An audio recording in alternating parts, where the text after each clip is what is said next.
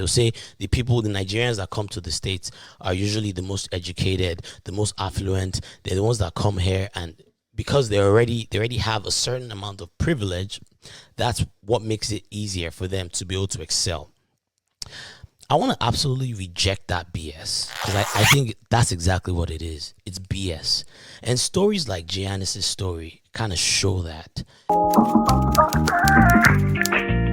It's beat on your beat.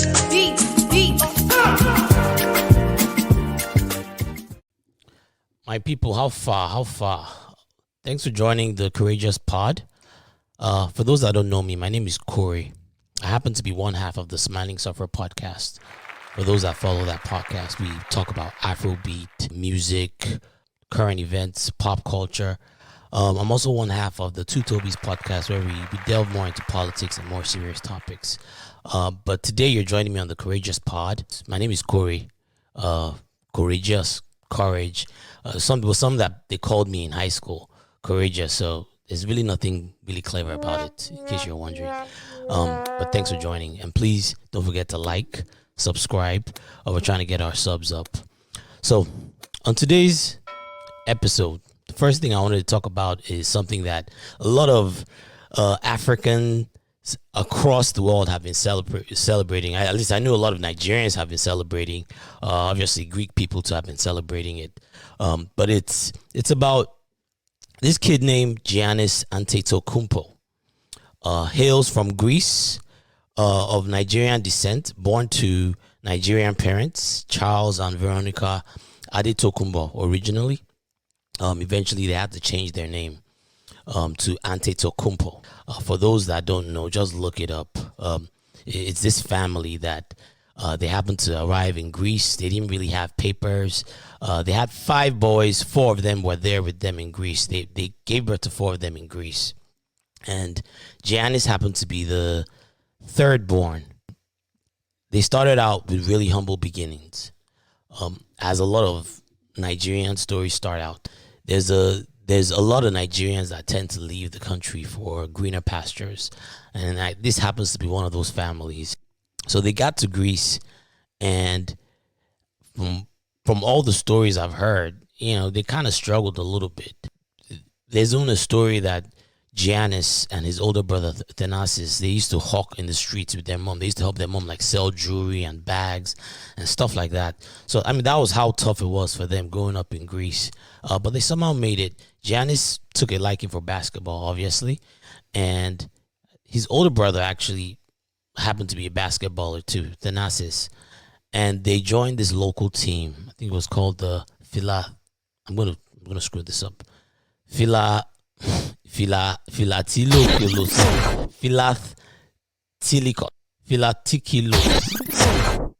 Now, forget it. Just look it up.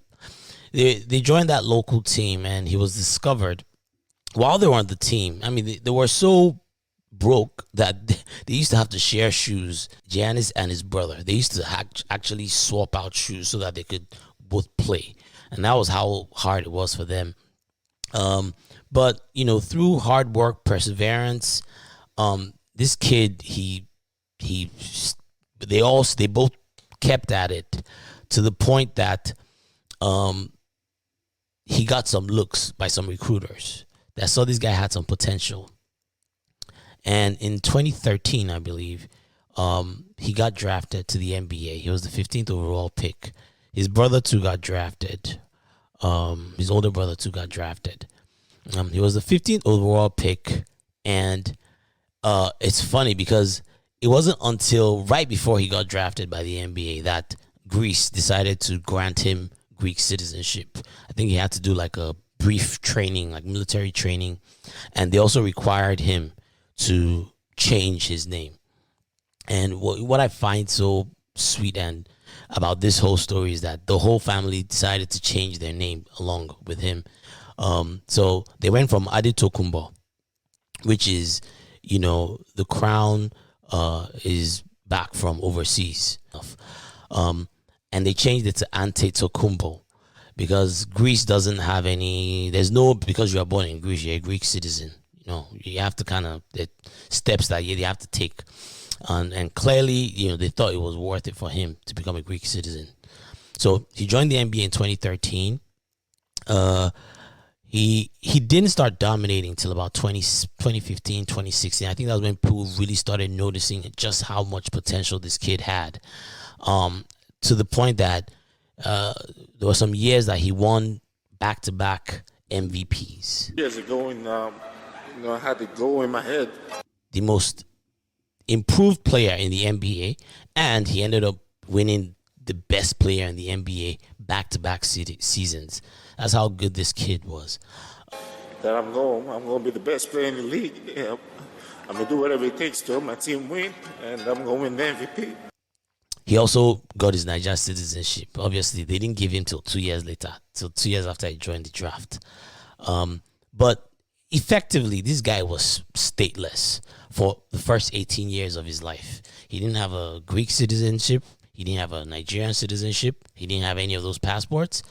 So it was to hear his story and hear how he came out from all that adversity to go on to become a finals MVP, winning the first NBA trophy for the Bucks in decades. I mean, it's quite a feat. And every day that I step on the floor, I always think about my dad, and that motivates me and it pushes me to play harder. About a year or two ago, he signed for the Bucks for a multi-million-dollar contract. I think he's one of the most paid athletes in the NBA right now, if not the most paid. But that's how this guy he grinded. Move forward, even though when my body's sore, even though when I don't feel like playing, I always going to show up and I was going to do the right thing to get to where he is. But I think it's safe to say we're all proud of him. Most Africans in the diaspora, I would think, are proud of when they see an African man, representing and becoming the face of the NBA. That's a pretty big deal.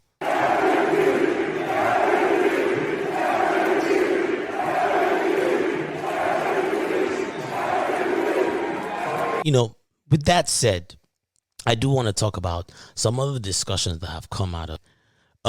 The reason why I wanted to kind of use this opportunity to bring this up is because it's something that I've heard for a very long time.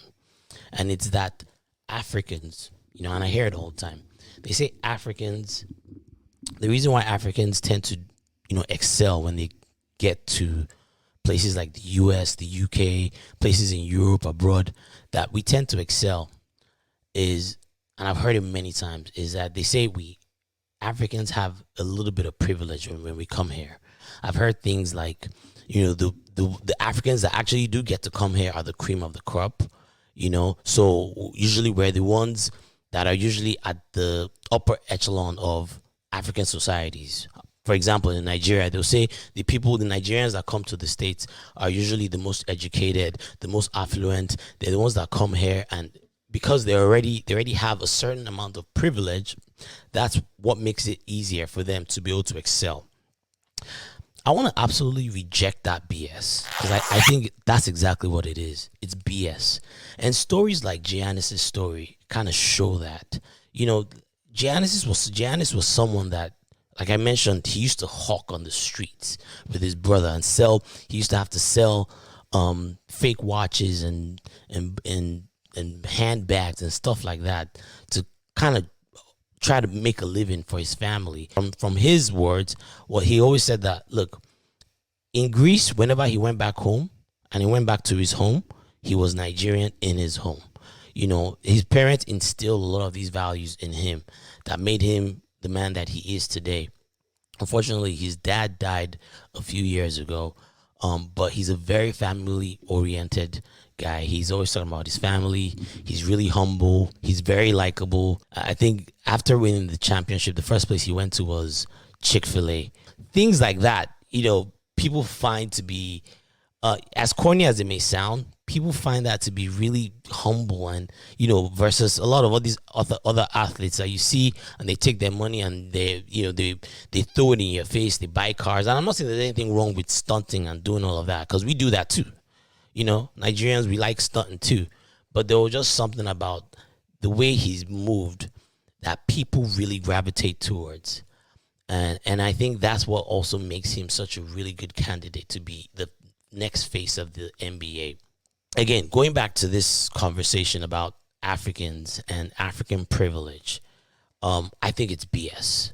And stories like Giannis, they're very common. That's what people don't realize. Like, I've heard of many stories like that. People, families that flee their African homes, their African countries, to greener pastures, to find a better life. A lot of them come here having sold everything, all their belongings, just to get here. There are people, there are so many people that are not privileged. Now, of course, yeah, there are people that are also upper echelons of society that get access to education. That's all well and good. But this idea that the vast majority of Nigerians are coming out of the cream of the crop, I have to respectfully disagree with that BS, because that's what it is. BS. You know how many people I know of that, they get here, and I went to school with some of these people that they went to school, and the only way they could maintain a status here in the United States was by maintaining like a 3.7, 3.8 GPA so that they could keep their scholarships. These are people that have bust they're people that really, really, really, really work their butts off to be where they are today. They're people that, even people that graduated here, do you know how hard it is for them to even be able to maintain their status here? The hoops that they have to jump through, the kind of pay that they're subject to. And that's and now I'm talking about college grads here. I'm not talking about the people that came here, a lot of them illegally, and because they wanted a better life for themselves, they stayed, and they had to work menial jobs, low skill jobs, just to get by until they got to where they needed to get to. So when I hear stories and when I hear people talk about, Africans, they come with a certain amount of privilege, I find it to be quite insulting, very insulting actually, because it's almost like it dismisses the sacrifices that our parents, our parents made to get us where we are today. There are people that sell all their belongings, right? They sell everything in their homes just to get a chance to interview at an American embassy in somewhere like Lagos, only for them to still get rejected. I know of people that this has happened to, so this idea that, we're all coming here, all privileged. What? I find it quite troubling. There are people that get here and they're having to work 2, 3, several jobs just to maintain, their mortgages. It's not easy when you get here. Like, whenever we get to these countries, we see the opportunities that we never had access to back home. We see it. And yes, some would say maybe because of that we are hungrier to want to move up in society, but that's not a privilege. A lot of that has to do with the kind of culture we've instilled amongst each other. Culture that places emphasis on certain values that actually lead to that kind of success. And these are things that we tend not to tout enough. We tend not to actually speak about it enough. And I think we need to start embracing these aspects of our culture, because there's nothing to be ashamed of. Nothing whatsoever. I think we need to stop making excuses for our successes. I really, really do think so. And this is why my channel, the Smiling Sufferer Network, is called the Smiling Sufferer Network for a reason. It's inspired by Fela's Suffering and Smiling record, where he talks about the plight of the average Nigerian, where we go through so much BS, but yet we find a way to kind of smile through it all. In a way, he was mocking us, but in a way, it also kind of showed, it highlighted the kind of perseverance that people back in the continent tend to have, the kind of suffering that we go through, that the minute we get any opportunities, we hit the track running. That's something that we need to celebrate more. And I think that's why we need to celebrate stories like Giannis, because those stories are far more common than we think that they are. They're far more common. My hope is that, I can build a community here on the internet, on YouTube, on IG, and I can actually get other Africans, like-minded Africans that agree with what I'm saying, to actually start, coming together. I would like to reach out, or I'd like to actually engage some of you. If you have any questions, if you disagree with anything I'm saying, I also like to hear. I like to hear your perspectives. But that's like a big reason for this channel, is really to be able to tell our own stories, to be able to give our own perspectives on the world. And yeah, I hope you like this video, and if you do like it, please don't forget to actually hit the like button, and please subscribe. If you want to see more videos like this, I will really need you to subscribe. We're not asking for money, at least not yet. We're not asking for money yet. But we need to get our subscriptions up. We need folks like you that maybe agree with what I'm saying, or maybe even disagree with what I'm saying. I want to give a different point of view.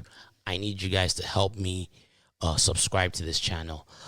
It's the Smiling Sufferer Network. And thank you for joining me on my first, I guess you could call it a rant. But yeah, please don't forget to like, hit subscribe.